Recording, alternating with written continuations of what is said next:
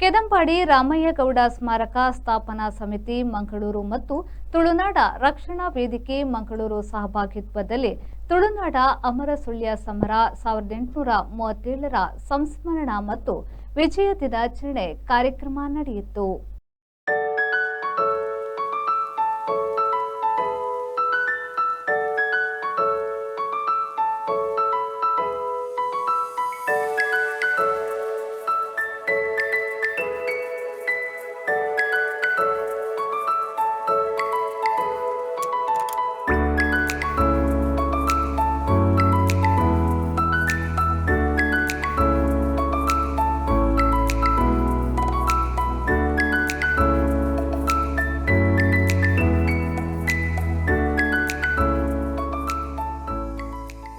ಮಂಗಳೂರಿನ ಬಾವುಟಗುಡ್ಡಿಯಲ್ಲಿ ನಡೆದ ಕಾರ್ಯಕ್ರಮದಲ್ಲಿ ಸಚಿವ ದಿನೇಶ್ ಗುಂಡೂರಾವ್, ಮಂಗಳೂರು ದಕ್ಷಿಣ ವಿಧಾನಸಭಾ ಕ್ಷೇತ್ರದ ಶಾಸಕರಾದ ವೇದವ್ಯಾಸ್ ಕಾಮತ್, ಪರಮಪೂಜ್ಯ ಡಾ ಶ್ರೀ ಧರ್ಮಪಾಲನಾಥ ಸ್ವಾಮೀಜಿ ಸೇರಿದಂತೆ ಅತಿಥಿ ಗಣ್ಯರು ಸಮರವೀರ ಕೆದಂಪಾಡಿ ರಾಮಯ್ಯಗೌಡರ ಪ್ರತಿಮೆಗೆ ಪುಷ್ಪಾರ್ಚನೆ ಮಾಡಿದರು. ಕಾರ್ಯಕ್ರಮವನ್ನು ಜಿಲ್ಲಾ ಉಸ್ತುವಾರಿ ಸಚಿವ ದಿನೇಶ್ ಗುಂಡೂರಾವ್ ಅವರು ದೀಪ ಪ್ರಜ್ವಲಿಸುವ ಮೂಲಕ ಉದ್ಘಾಟಿಸಿದರು. ಬಳಿಕ ಮಾತನಾಡಿದ ಅವರು, ವೀರರ ಸ್ಮರಣೆ ಮಾಡುವ ಮೂಲಕ ನಮ್ಮ ದೇಶದ ಸಂಸ್ಕೃತಿ ಪರಂಪರೆ ಉಳಿಸುವ ಕೆಲಸವನ್ನ ನಾವೆಲ್ಲರೂ ಮಾಡಬೇಕು. ವೀರರ ತ್ಯಾಗ ಬಲಿದಾನವನ್ನ ಮರೆಯಬಾರದು ಎಂದು ಹೇಳಿದರು.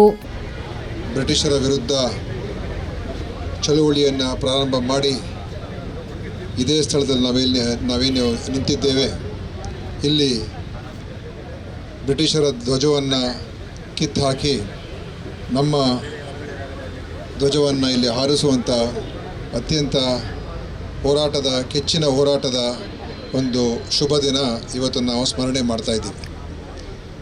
ಇದು ಪ್ರಥಮ ಸ್ವಾತಂತ್ರ್ಯ ಹೋರಾಟ ಅಂತ ಕೂಡ ಹೇಳುವಂಥ ಒಂದು ಪರಿಪಾಲನೆ ಇದೆ. ಈ ಒಂದು ನಾಯಕತ್ವವನ್ನು ವಹಿಸಿ ಸುಳ್ಯ ಸಮರ ಅಲ್ಲ ಸಮರ ಸುಳ್ಯ ಅಮರ ಸುಳ್ಯ ಸಮರ ಇದು ನಿಜವಾಗ್ಲೂ ನಮಗೆಲ್ರಿಗೂ ಕೂಡ ಒಂದು ಪ್ರೇರಣೀಯ ದಿನ ಅಂತ ಹೇಳಿದ್ರೆ ತಪ್ಪಾಗಲಾರ್ದು. ನಮ್ಮ ದೇಶದಲ್ಲಿ ಯಾವ ಒಂದು ಹೋರಾಟ ಸ್ವರೂಪ ಅದ ನಂತರ ವಿಧಾನ ಪರಿಷತ್ನ ಸದಸ್ಯ ಮಂಜುನಾಥ್ ಭಂಡಾರಿಯವರು ಮಾತನಾಡಿ, ಈ ಪ್ರದೇಶಕ್ಕೆ ಬಾವುಟಗುಡ್ಡೆ ಎಂಬ ಹೆಸರಿದ್ದು ಬಾವುಟ ಇಲ್ಲ ಎಂದು ಹೇಳಲಾಗ್ತಿತ್ತು. ಸ್ವಾತಂತ್ರ್ಯ ಸಂಗ್ರಾಮದ ನೆನಪಿಗೆ ಇಲ್ಲಿ ಅತಿದೊಡ್ಡ ಧ್ವಜಸ್ತಂಭ ನಿರ್ಮಿಸಲಾಗುವುದು. ಕೆಲವೊಂದು ತಾಂತ್ರಿಕ ಕಾರಣದಿಂದ ಕೆಲಸ ವಿಳಂಬಗೊಂಡಿದ್ದು ಸದ್ಯದಲ್ಲೇ ಆರಂಭಗೊಳ್ಳಲಿದೆ ಎಂದರು. ಬಾವುಟಗುಡ್ಡೆಯಲ್ಲಿ ನಮಗೆ ಹೆಸರಿದೆ, ಆದರೆ ಬಾವುಟ ಇಲ್ಲ ಅಂತ ಹೇಳಿಬಿಟ್ಟು ಅದಕ್ಕೋಸ್ಕರ ಯಾರು ನಮ್ಮ ಹಿರಿಯರು ಇವತ್ತೇನು ನಾವು ಸ್ವಾತಂತ್ರ್ಯವನ್ನು ಅನುಭವಿಸ್ತಾ ಇದ್ದೀವೋ ಅಂಥ ಮಹಾನ್ ನಾಯಕರು ನಮಗೆ ಸ್ವಾತಂತ್ರ್ಯವನ್ನು ತಂದುಕೊಟ್ಟವರ ನೆನಪಿಗೋಸ್ಕರ ಈ ಬಾವುಟಗುಡ್ಡೆಯಲ್ಲಿ ಅತಿ ಎತ್ತರವಾದ ಒಂದು ನಮ್ಮ ರಾಷ್ಟ್ರಧ್ವಜವನ್ನು ನಿರ್ಮಾಣ ಮಾಡಬೇಕು ಅಂತ ಹೇಳಿ ಆಗ ಎಲ್ಲ ನಮ್ಮ ಶಾಸಕರುಗಳಿರ್ಬೋದು, ಶಾಸಕ ಮಿತ್ರರಿರ್ಬೋದು, ಅದೇ ರೀತಿ ಮಂತ್ರಿಗಳಿರ್ಬೋದು ಹಾಗೂ ನಮ್ಮ ಸ್ಪೀಕರ್ ಅವರು ಇವರೆಲ್ಲರ ಜೊತೆ ಸೇರಿ ಈಗಾಗಲೇ ಹಣವನ್ನು ಬಿಡುಗಡೆಯನ್ನು ಸಹ ಮಾಡಿದ್ದಾರೆ. ಬಹುಶಃ ಇದು ದಕ್ಷಿಣ ಕನ್ನಡ ಜಿಲ್ಲೆ ಅತ್ಯಂತ ದೊಡ್ಡ ಒಂದು ಧ್ವಜಸ್ತಂಭ ಆಗಬೇಕು ಅಂತ ಹೇಳಿ ನಾವು ಹೇಳಿರೋದ್ರಿಂದ ಸ್ವಲ್ಪ ಟೆಕ್ನಿಕಲ್ ಇದರಿಂದ ಅದನ್ನು ನಿಲ್ಲಿಸಿದ್ದಾರೆ. ಆದಷ್ಟು ಬೇಗ ಅದನ್ನು ಮಾಡಿ ಯಾರು ಸುಮಾರು 200-250 ವರ್ಷಗಳ ಹಿಂದೆ ಒಂದು ಕನಸನ್ನು ಕಂಡಿದ್ದರು, ಈ ದೇಶ ಸ್ವಾತಂತ್ರ್ಯವಾಗಬೇಕು, ನಮ್ಮ ದೇಶದ ಧ್ವಜ ಹಾರಬೇಕು ಅಂಥೇಳಿ ಅದನ್ನು ನನಸು ಮಾಡಲಿಕ್ಕೆ ತಾವೆಲ್ಲರೂ ಸಹಕಾರವನ್ನು ಕೊಡಬೇಕು. ಈಗಾಗಲೇ ಇದನ್ನು ಅಮರವಾಗಿಟ್ಟಿರುವಂಥ ಎಲ್ಲ ನನ್ನ ಮಿತ್ರರಿಗೂ ಒಂದ್ಸರಿ ಮಾತನ್ನು ಮುಗಿಸ್ತೇನೆ. ಜೈ ಹಿಂದ್, ಜೈ ಕನ್ನಡ. ಶಾಸಕ ವೇದವ್ಯಾಸ್ ಕಾಮತ್ ಅವರು ಮಾತನಾಡಿ, ಕೆದಂಪಾಡಿ ರಾಮಯ್ಯಗೌಡರ ಬಲಿದಾನ ಸ್ಮರಣೆ ಮಾಡಬೇಕು. ಅವರ ಹೋರಾಟವನ್ನ ಪಠ್ಯದ ಮೂಲಕ ವಿದ್ಯಾರ್ಥಿಗಳಿಗೆ ತಿಳಿಸುವ ಕೆಲಸ ಆಗಬೇಕು ಎಂದು ಹೇಳಿದರು. ಇದನ್ನು ಪ್ರಯತ್ನ ಮಾಡ್ತಾ ಇದೆ 100ಕ್ಕೆ 100 ಮುಂದಿನ ದಿನಗಳಲ್ಲಿ ಪಠ್ಯಪುಸ್ತಕದಿಂದ ಹಿಡಿದು ಎಲ್ಲದರಲ್ಲಿ. ಯಾಕಂದರೆ ಇಡೀ ಭಾರತದಲ್ಲಿ ಬ್ರಿಟಿಷರ ವಿರುದ್ಧ ಪ್ರಪ್ರಥಮ ಹೋರಾಡಿದಂಥ ವ್ಯಕ್ತಿ ಯಾರು ಅಂತ ಕೇಳಿದ್ರೆ ಕೆದಂಪಾಡಿ ರಾಮಯ್ಯಗೌಡರು. ಹಾಗಾಗಿ ಅವರ ಇವತ್ತು ಈ ಪುತ್ಥಳಿಯನ್ನು ಇಲ್ಲಿ ನಿರ್ಮಾಣ ಮಾಡಿ ಅವರ ಒಟ್ಟು ಚಿಂತನೆ, ಅವರು ಮಾಡಿದಂಥ ತ್ಯಾಗವನ್ನು ಮುಂದಿನ ಪೀಳಿಗೆಗಳು ತೋರಿಸಬೇಕು ಅಂತೇಳುವಂಥ ಪ್ರಯತ್ನಗಳು ಈ ಕಾರ್ಯಕ್ರಮಕ್ಕೆ ಯಶಸ್ಸನ್ನು ಕೊಡ್ತಾ ಇದೆ. ನಾನು ಸ್ವಾಮೀಜಿಯವರಿಗೆ ಸಾಷ್ಟಾಂಗ ವಂದನೆಗಳನ್ನು ಮಾಡಿ, ಸಮಿತಿಯ ಎಲ್ಲ ಗೌರವಾನ್ವಿತ ಬಂಧುಗಳಿಗೆ ವಂದನೆಯನ್ನು ಮಾಡಿ, ನಿಜವಾಗಿ ಅವರು ಮಾಡಿದಂಥ ತ್ಯಾಗ ನಮ್ಮ ಜಿಲ್ಲೆ, ನಮ್ಮ ರಾಜ್ಯ, ನಮ್ಮ ದೇಶಕ್ಕೆ ಕೆದಂಪಾಡಿ ರಾಮಯ್ಯಗೌಡರು ಕೊಟ್ಟಂಥ ತ್ಯಾಗ ಬಲಿದಾನ ಮುಂದಿನ ದಿನಗಳಲ್ಲಿ ಇತಿಹಾಸದ ಪುಟ ಇನ್ನಷ್ಟು ವಿಶೇಷ ರೀತಿಯಲ್ಲಿ ಸೇರ್ಪಡೆಗೊಳ್ಳಲಿ ಅಂತ ಹೇಳುವಂಥ ಮಾತನ್ನು ಹೇಳ್ತೇನೆ. ಇತಿಹಾಸ ಹೇಳಲಿಕ್ಕೆ ಹೋದರೆ ಇದರ ಬಗ್ಗೆ 1 ಗಂಟೆ ಮಾತಾಡ್ಬೋದು, ಅಷ್ಟಿದೆ. ಕೆದಂಬಾಡಿ ರಾಮಯ್ಯಗೌಡ ಸ್ಮಾರಕ ಸಮಿತಿ ಅಧ್ಯಕ್ಷರಾದ ಕಿರಣ್ ಬುಡ್ಲೆಗುತ್ತು ಅವರು ಮಾತನಾಡಿ, ಸ್ವಾತಂತ್ರ್ಯ ಸಂಗ್ರಾಮದ ಮುಂಚೂಣಿಯಲ್ಲಿರುವ ಸಮರವೀರ ಕೆದಂಬಾಡಿ ರಾಮಯ್ಯಗೌಡರ ಹೋರಾಟದ ಕಿಚ್ಚಿನ ಬಗ್ಗೆ ವಿವರಿಸಿದರು. ಕೆದಂಬಾಡಿ ರಾಮಯ್ಯಗೌಡರ ಹೆಸರು ದೇಶದಲ್ಲಿ ಗುರುತಿಸಿಕೊಳ್ಳಬೇಕಾದರೆ ದೇಶದ ಬಾವುಟ, ಧ್ವಜಸ್ತಂಭ ಅಗತ್ಯವಿದ್ದು, ಈಗಾಗಲೇ 75 ಲಕ್ಷ ರೂಪಾಯಿ ವೆಚ್ಚದಲ್ಲಿ ನಿರ್ಮಾಣ ಕಾರ್ಯ ನಡೆಯಲಿದೆ ಎಂದರು. ಏಪ್ರಿಲ್ 5 ಅಂತೇಳಿದರೆ ತುಳುನಾಡಿಗೆ ಒಂದು ಸ್ವತಂತ್ರದ ವಿಜಯವನ್ನು ಆಚರಿಸಿದಂಥ ಒಂದು ದಿನಾಚರಣೆ. ಇವತ್ತು ತುಳುನಾಡಿಗೆ ಸ್ವಾತಂತ್ರ್ಯ ದೊರಕಿರ್ತಕ್ಕಂಥದ್ದು ದೇಶಕ್ಕೆ ಸ್ವಾತಂತ್ರ್ಯ ಸಿಗಲಿಕ್ಕೆ 185 ವರ್ಷಗಳ ಹಿಂದೆ ತುಳುನಾಡಿಗೆ ಸ್ವಾತಂತ್ರ್ಯ ಸಿಕ್ಕಿದೆ ಅಂತ ಹೇಳ್ತಕ್ಕಂಥದ್ದು ಇವತ್ತು ಮಕ್ಕಳು ಮತ್ತು ಮುಂದಿನ ಪೀಳಿಗೆಗೆ ಗೊತ್ತಾಗಬೇಕು ಅಂತ ಹೇಳುವಂಥ ಭಾಳ ಅರ್ಥಪೂರ್ಣವಾದಂಥ ಕಾರ್ಯಕ್ರಮದಲ್ಲಿ ನಾವೆಲ್ಲರೂ ಸೇರಿದ್ದೇವೆ. ಇವತ್ತು ನಿಮಗೆ ಮಕ್ಕಳಿಗೆ ಭಾಳ ಪ್ರಾಮುಖ್ಯವಾಗಿ ಈ ಕಾರ್ಯಕ್ರಮದಲ್ಲಿ ನಿಮ್ಮನ್ನು ತೊಡಗಿಸ್ಕೊಳ್ತಕ್ಕಂಥದ್ದು ಇಂದಿನ ಮಕ್ಕಳೇ ಮುಂದಿನ ಭವಿಷ್ಯದ ನಾಯಕರು. ನಿಮ್ಮಿಂದ ಮಾತ್ರ ಈ ಒಂದು ಯಾರೆಲ್ಲ ಈ ದೇಶಕ್ಕಾಗಿ ಪ್ರಾಣತ್ಯಾಗ ಮಾಡಿದ್ದಾರೆ, ಇವತ್ತು ಉತ್ತರ ಭಾರತದವರೇ ಇವತ್ತು ದೇಶಕ್ಕೆ ಸ್ವಾತಂತ್ರ್ಯವನ್ನು ಒದಗಿಸಿಕೊಟ್ಟಿರ್ತಕ್ಕಂಥದ್ದು ಅಂತ ಹೇಳುವಂಥದ್ದು ದಾಖಲೆ ಇರ್ತಕ್ಕಂಥದ್ದು. ಎಲ್ಲರೂ ಉತ್ತರ ಭಾರತದವರೇ, ದಕ್ಷಿಣ ಭಾರತದಿಂದ ಆಗಿರ್ತಕ್ಕಂಥವ್ರು ಅವರು ಪ್ರಾಣತ್ಯಾಗ ಆಗಿರ್ತಕ್ಕಂಥದ್ದನ್ನು ಇವತ್ತು ನಾವು ಸಮಾಜಕ್ಕೆ ದೇಶಕ್ಕೆ ತೋರಿಸ್ತಕ್ಕಂಥ ಕೆಲಸದಲ್ಲಿ ನಮ್ಮ ಜೊತೆ ಕೈ ಜೋಡಿಸಿರ್ತಕ್ಕಂಥವರು ತುಳುನಾಡು ರಕ್ಷಣಾ ವೇದಿಕೆಯ ಅಧ್ಯಕ್ಷರಾಗಿರ್ತಕ್ಕಂಥ ಯೋಗೀಶ್ ಶೆಟ್ಟಿ ಮತ್ತು ಅವರ ತಂಡ. ಅವರು ನಮಗಿಂತಲೂ ಮುಂಚೆ ಈ ಕಾರ್ಯಕ್ರಮದಲ್ಲಿ ತಮ್ಮನ್ನು ತಾವು ತೊಡಗಿಸಿಕೊಂಡು ಈ ಬಾವುಟಗುಡ್ಡೆಯಲ್ಲಿ ಧ್ವಜವನ್ನು ಹಾರಿಸುವುದರ ಮುಖಾಂತರ ಈ ದೇಶದಲ್ಲಿ ಇದನ್ನು ತುಳು ಬಾವುಟವನ್ನೇ ಹಾರಿಸಿರ್ತಕ್ಕಂಥದ್ದನ್ನು ಸಮಾಜಕ್ಕೆ ಮತ್ತು ಈ ಜಿಲ್ಲೆಗೆ ಈ ರಾಜ್ಯಕ್ಕೆ ತೋರಿಸ್ತಕ್ಕಂಥ ಕೆಲಸ ಮಾಡಿದ್ದಾರೆ. ಇವತ್ತು ನಾವು ರಾಮಯ್ಯಗೌಡರನ್ನೇ ನಾವು ಈ ಒಂದು ಅಮರಸುಳ್ಯ ಸ್ವಾತಂತ್ರ್ಯ ಸಂಗ್ರಾಮದ ಪ್ರಮುಖ ನಾಯಕ ಅಂತ ಹೇಳ್ತಕ್ಕಂಥದ್ದು, ದಂಡನಾಯಕ ಅಂತ ಹೇಳ್ತಕ್ಕಂಥದ್ದನ್ನು ಇವತ್ತು ನೀವೆಲ್ಲರೂ ಮನೆ ಮನೆಗೆ ತಲುಪಿಸಬೇಕು. ನಮ್ಮ ತುಳುನಾಡಿನ ಐಕಾನನ್ನು ನಾವು ಮನೆ ಮನೆಗೆ ತಲುಪಿಸ್ತಕ್ಕಂಥ ಕೆಲಸ ಮಾಡಬೇಕಾಗಿದೆ. ಯಾಕೆ ಅಂತೇಳಿದ್ರೆ ರಾಮಯ್ಯಗೌಡರು ಕೇವಲ ಒಬ್ಬ ಕೃಷಿಕರಾಗಿದ್ದರು, ಒಂದು ಅಗರ್ಭ ಶ್ರೀಮಂತರಾಗಿದ್ದರು. ಇವತ್ತು ನೀವು ನಿಮ್ಮ ಇತಿಹಾಸವನ್ನು, ಈ ದೇಶದ ಇತಿಹಾಸವನ್ನು ತೆಗೆದು ನೋಡಿದರೆ ಎಲ್ಲರೂ ರಾಜರುಗಳೇ 1947ರಲ್ಲಿ ನಮಗೆ ಸ್ವಾತಂತ್ರ್ಯ ಸಿಕ್ಕಲಿಕ್ಕೆ 20 ವರ್ಷಗಳ ಹಿಂದೆ ಮತ್ತು ನಂತರ ಮಾತ್ರ ಆ ಒಂದು ಇತಿಹಾಸದಲ್ಲಿ ಸೇರ್ಪಡೆ ಆಗಿರ್ತಕ್ಕಂಥವ್ರು ಮಾತ್ರ ಕೆಲವರು ಹೋರಾಟಗಾರರು ಅಂತ ಹೇಳ್ತಕ್ಕಂಥದ್ದು ಬರ್ತದೆ.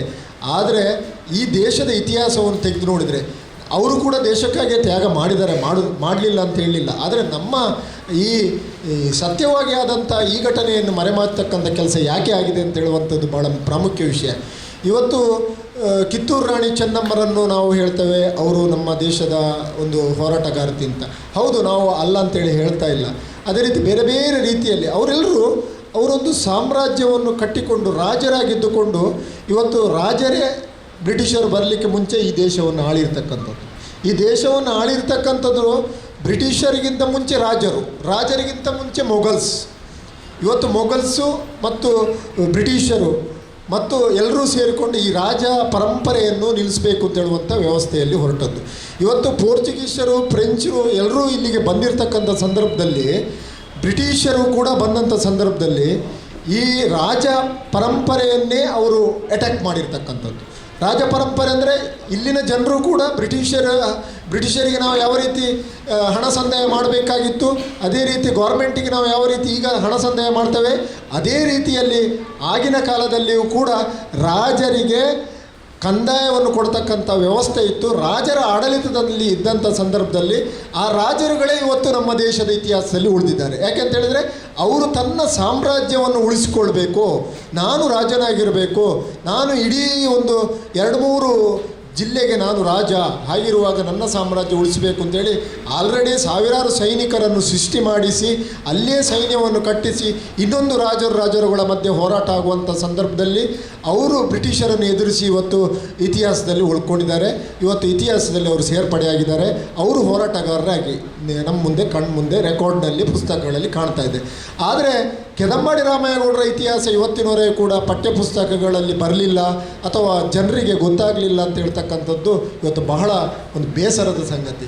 ಯಾಕೆಂತೇಳಿದರೆ ಅವರು ಅಲ್ಲಿ 600 ಎಕರೆ ಜಾಗವನ್ನು ಹೊಂದಿ ಅವರಿಗೆ ಆರಾಮದಲ್ಲಿ ಜೀವನವನ್ನು ಮಾಡಿ ಬ್ರಿಟಿಷರಿಗೆ ಕಪ್ಪ ಕಾಣಿಕೆಯನ್ನು ಕೊಟ್ಟು ನೀವು ಹೇಳಿದಾಗೆ ನಾನು ಕೇಳ್ತೇನೆ ಅಂತ ಹೇಳ್ತಕ್ಕಂಥದ್ದನ್ನು ಅವರು ಮಾಡ್ಬೋದಿತ್ತು. ಆದರೆ ಅವರು ಹಾಗೆ ಮಾಡಲಿಲ್ಲ. ನನಗೆ ನನ್ನ ಜಾಗ 600 ಎಕರೆ, ಆ ಸುಖ ಸಂಪತ್ತು ನನಗೆ ಮುಖ್ಯ ಅಲ್ಲ, ನನಗೆ ಈ ತುಳುನಾಡಿನ, ಈ ದೇಶದ, ಈ ನಾಡಿನ ಜನರ ಒಂದು ಸ್ವತಂತ್ರ ನಮಗೆ ಮುಖ್ಯ. ಒಂದು ರಾಜರನ್ನು ನಾನು ಒಪ್ತೇನೆ, ಒಂದು ನಾಯಿಯನ್ನು ಕೂಡ ರಾಜನಾಗಿ ನಾನು ಒಪ್ಪಲಿಕ್ಕೆ ರೆಡಿ ಇದ್ದೇನೆ. ಆದರೆ ಬ್ರಿಟಿಷರನ್ನು ಮಾತ್ರ ನಾನು ಒಪ್ಪುವುದಿಲ್ಲ ಅಂತ ಹೇಳ್ತಕ್ಕಂಥ ಒಂದು ಮಾತನ್ನು ಇವತ್ತು ಹೇಳಿ, ಅವರ ಮಣ್ಣಿನಿಂದಲೇ, ಅವರ ಮನೆಯಿಂದಲೇ ಅವರ ಮಗನ ಮದುವೆ ಅಂತ ಹೇಳ್ತಕ್ಕಂಥ ಒಂದು ಇತಿಹಾಸವನ್ನು ಸೃಷ್ಟಿಸಿ ಅಲ್ಲಿಂದ ಇಲ್ಲಿಗೆ ಬಂದು ಇದೇ ಬಾವುಟಗುಡ್ಡೆಯಲ್ಲಿ ತುಳುನಾಡ ಬಾವುಟವನ್ನು ಹಾರಿಸಿ ಬ್ರಿಟಿಷರ ಧ್ವಜವನ್ನು ಕಿತ್ತೆಸಿದಂಥ ಈ ಸ್ಥಳ, ಅದು ಕೂಡ ಏಪ್ರಿಲ್ 5 ಈ ದಿನವನ್ನು ನಾವು ಆಚರಣೆ ಮಾಡ್ತಕ್ಕಂಥ ಈ ಒಂದು ಕಾರ್ಯಕ್ರಮದಲ್ಲಿ ನಾವೆಲ್ಲರೂ ಸೇರಿದ್ದೇವೆ. ಹಾಗೆ ಬಾವುಟಗುಡ್ಡೆಯಲ್ಲಿ ಬ್ರಿಟಿಷರ ಧ್ವಜ ತೆಗೆದು ಹೋದಂತಹ ಕ್ರಾಂತಿಕಾರಿ ಧ್ವಜ ಬಂದಂತಹ ಆ ಒಂದು ದಾಖಲೆ ಉಳಿಬೇಕು, ಬಾವುಟಗುಡ್ಡೆಯ ಇತಿಹಾಸ ಉಳಿಬೇಕು ಅಂತ ಹೇಳುವಂಥ ದೃಷ್ಟಿಯಲ್ಲಿ ಕನ್ನಡ ಸಂಸ್ಕೃತಿ ಇಲಾಖೆಯ ನಮ್ಮ ಇಲಾಖೆಯ ಮುಖಾಂತರ, ಸ್ಮಾರ್ಟ್ ಸಿಟಿಯ ಮುಖಾಂತರ ಇದೇ ಪ್ರದೇಶದಲ್ಲಿ ಒಂದು ಎತ್ತರದ ಭಾರತ ದೇಶದ ಧ್ವಜಸ್ತಂಭವನ್ನು ನಿರ್ಮಾಣ ಮಾಡೋದರ ಮುಖಾಂತರ ಮುಂದಿನ ಪೀಳಿಗೆಗೆ ಇನ್ನಷ್ಟು ಈ ಕಾರ್ಯಕ್ರಮಗಳನ್ನು ಜೋಡಿಸ್ತಕ್ಕಂಥ ಕೆಲಸ ಕಾರ್ಯಗಳನ್ನು ನಾವು ಮಾಡಲಿಕ್ಕಿದೆ. ಈ ಒಂದು ಕಾರ್ಯಕ್ರಮ ಯಶಸ್ವಿಗೆ ನಮ್ಮ ಜೊತೆ ಜೋಡಿಸಿರ್ತಕ್ಕಂತಹ, ನಮ್ಮ ಜೊತೆ ಸಹಕಾರ ಮಾಡಿರ್ತಕ್ಕಂತಹ ತಮಗೆಲ್ಲರಿಗೂ ವಂದಿಸುತ್ತಾ ಮುಂದಿನ ಇದೇ ವೇಳೆ ಕಾರ್ಯಕ್ರಮದಲ್ಲಿ ತುಳುನಾಡ ಅಮರ ಸುಳ್ಯ ಸಮರ 1837ರ ಸಂಸ್ಮರಣ ಮತ್ತು ವಿಜಯ ದಿನಾಚರಣೆಯ ಪ್ರಯುಕ್ತ ವಿದ್ಯಾರ್ಥಿಗಳಿಗೆ ಮತ್ತು ಸಾರ್ವಜನಿಕರಿಗೆ ಚಿತ್ರಕಲಾ ಸ್ಪರ್ಧೆಯನ್ನ ಆಯೋಜಿಸಲಾಗಿತ್ತು.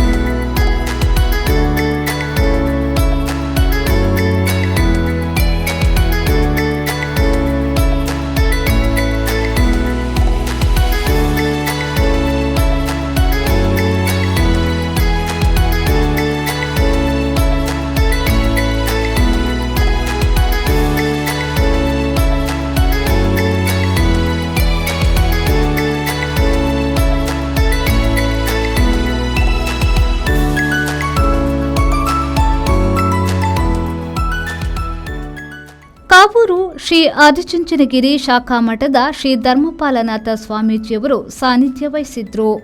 ಈ ಸಂದರ್ಭದಲ್ಲಿ ಅರೆಭಾಷೆ ಸಾಹಿತ್ಯ ಅಕಾಡೆಮಿಯ ಅಧ್ಯಕ್ಷರಾದ ಸದಾನಂದ ಮಾವಚಿ, ಗ್ಯಾರಂಟಿ ಅನುಷ್ಠಾನದ ಅಧ್ಯಕ್ಷ ಭರತ್ ಮುಂಡೋಡಿ, ಕಾಂಗ್ರೆಸ್ ಜಿಲ್ಲಾಧ್ಯಕ್ಷರಾದ ಹರೀಶ್ ಕುಮಾರ್, ಮಾಜಿ ಮಂಗಳೂರು ಮಹಾನಗರ ಪಾಲಿಕೆಯ ಸದಸ್ಯ ವಿನಯರಾಜ್, ಪ್ರವೀಣ್ ಚಂದ್ರ ಆಳ್ವಾ, ಅನಿಲ್ ಕುಮಾರ್, ದಕ್ಷಿಣ ಕನ್ನಡ ಪೊಲೀಸ್ ವರಿಷ್ಠಾಧಿಕಾರಿ ಯತೀಶ್ ಕುಮಾರ್, ತುಳುನಾಡ ರಕ್ಷಣಾ ವೇದಿಕೆಯ ಸ್ಥಾಪಕ ಅಧ್ಯಕ್ಷ ಯೋಗೀಶ್ ಶೆಟ್ಟಿ ಜೆಪ್ಪು, ದಕ್ಷಿಣ ಕನ್ನಡ ಜಿಲ್ಲಾ ಒಕ್ಕಲಿಗರ ಸಂಘದ ಅಧ್ಯಕ್ಷ ಬಾಲಕೃಷ್ಣ ಡಿಪಿ, ಪ್ರಮುಖರಾದ ಸುರೇಶ್ ಬೈಲ್, ಪೂರ್ಣಿಮಾ, ರಕ್ಷಿತ್ ಪುತ್ತಿಲ ಸಹಿತ ಮತ್ತಿತರರು ಉಪಸ್ಥಿತರಿದ್ದರು.